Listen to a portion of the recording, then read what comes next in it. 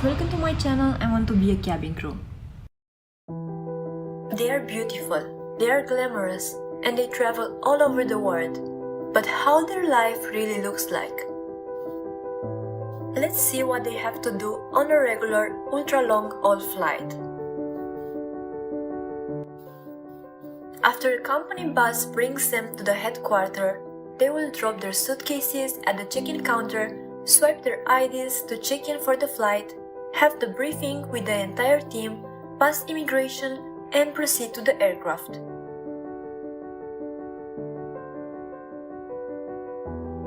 They reach the plane 30 minutes before boarding starts. While the other crew are doing their security checks and presetting headsets and amenity kits, the galley manager has to receive the food and drinks from catering.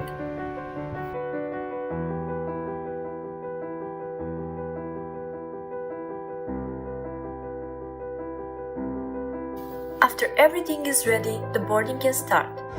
Welcome on board. While the supervisor is checking everyone's tickets, the other crew greet the customers and help them to find their seats, especially elder customers or customers with kids and babies.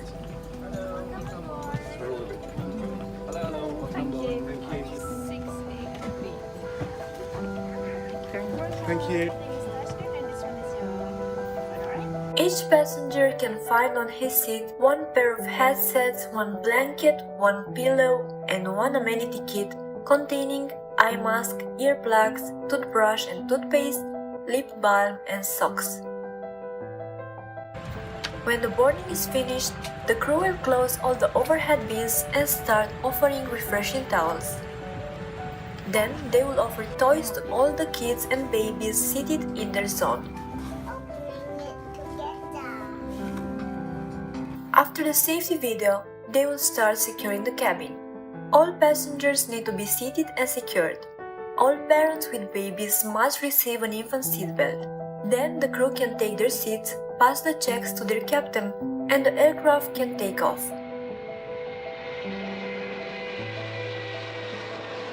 After takeoff, they have to introduce themselves to the privileged club members found in their zone and take their meal preference. Then, they will fix the baby bassinet for the babies seated next to a bulkhead. The parents will receive a baby kit containing baby lotion, baby powder, diapers, and wet wipes. After heating the meals, they can start loading them in the carts and prepare the car tops. Meanwhile, other crew are offering menu cards to all passengers.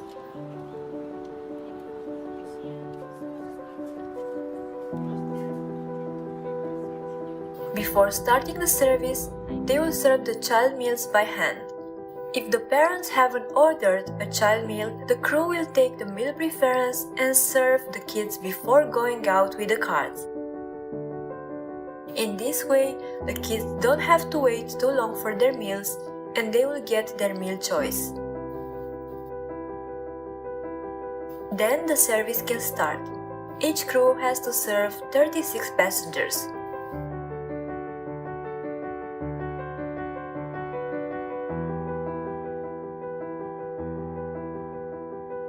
Usually they have three choices. For example, beef with potatoes, chicken with rice, and pasta. When the passengers are done, they go with empty carts collecting the trays. At the same time, they offer tea and coffee. Then they can finally eat. Now it's time for the first group of crew to sleep for a few hours. This is the place where they take rest, called crew rest compartment. Usually there are 8 or 12 bunks inside. The length of their rest depends on the length of the flight and also how fast the service is done. Meanwhile, the second group of crew prepare a round of drinks every 30 minutes to keep the passengers hydrated. They walk through the cabin with trays of water and juice. They offer movie snacks and prepare another service of sandwiches and drinks that the first group of crew will have to serve after they wake up.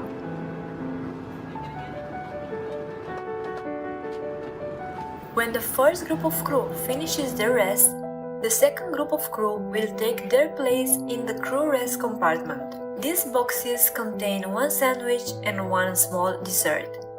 Then they will collect the trash. While the second group of crew is sleeping, the first group of crew prepare one more main service that will be served by all the crew just before landing. If they have on board honeymooners or passengers celebrating their birthday, they make them small surprises called magic moments. When the second group of crew comes down, they start the service.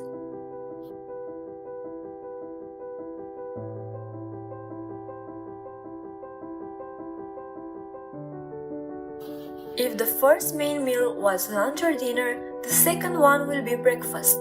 The regular choices would be frittata, scrambled eggs, pancakes, or apple pie. After collection, the landing can start.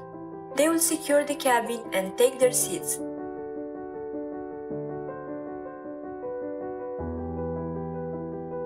After the aircraft is connected to the bridge or stairs, they can open the door and say goodbye to their customers.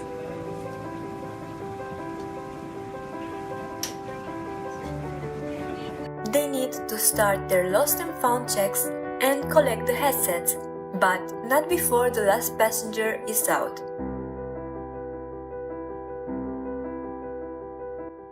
Bye-bye. Bye. After the crew disembark and pass immigration, they will be waited by the hotel bus.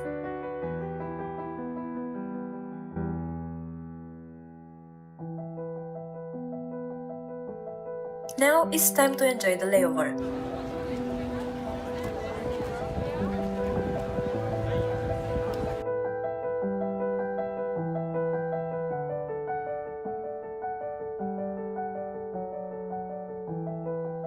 After exploring the city, they will go back to the hotel to sleep.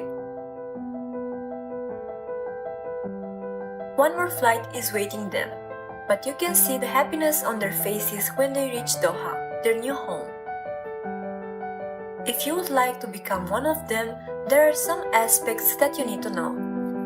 Requirements: minimum age of 21 years, minimum arm reach of 212 centimeters on tiptoes, minimum high school education with fluency in written and spoken English, excellent health and fitness, willingness to relocate to Doha, Qatar, outgoing personality with good interpersonal skills and the ability to work with a multinational team.